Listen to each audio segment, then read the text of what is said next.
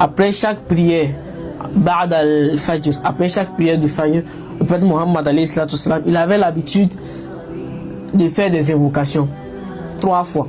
Et tout musulman doit mémoriser cette invocation-là. Chaque prière après Fajr doit réciter cette invocation-là. Parce que c'est très utile et très important dans la vie du musulman. Et pour qu'est-ce que le prophète dit? Le prophète disait après chaque prière de Fajr, il disait Allahumma inni as'aluka ilman nafi'a wa rizqan tayyiba wa amalan mutaqabbala. Simple 3. Ce qui veut dire, regardez premièrement, le prophète a dit Allahumma inni as'aluka ilman nafi'a. Il dit Ya Allah, je te demande de me donner une science bénéfique.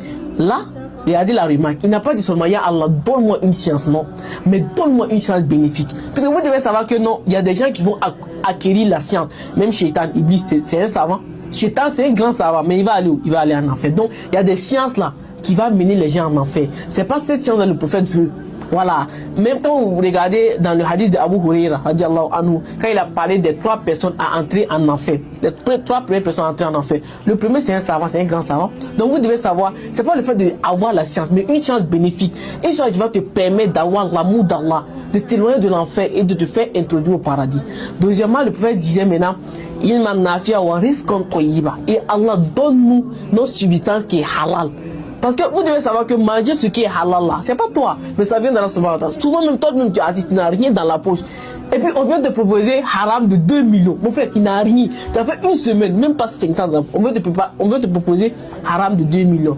Si tu n'as pas vraiment la foi, ça va être difficile. Donc tu demandes à Allah subhanahu wa ta'ala de te donner ta subsistance et puis c'est halal. Voilà. Troisièmement, maintenant, wa amala mutaqabbala. Ça veut dire, Ya Allah, permets-moi de faire des œuvres que toi, Allah, tu vas agréer. Parce que plusieurs personnes vont faire des œuvres, ils vont vraiment œuvrer au jour de la résurrection là. Ça ne va les profiter en rien. Raison pour laquelle Allah dit dans un verset, Kul hal nunabbi'ukum bil akhsarina a'mala. Vais vous montrer des gens qui ont vraiment œuvré. Ils ont vraiment œuvré. Allazina dawla sa'yum fil hayati dunya. Ils ont vraiment œuvré. Mais au jour de la résurrection, ça ne va pas les profiter. Parce que leur œuvre qu'ils ont fait là, il n'y avait pas Ania dedans.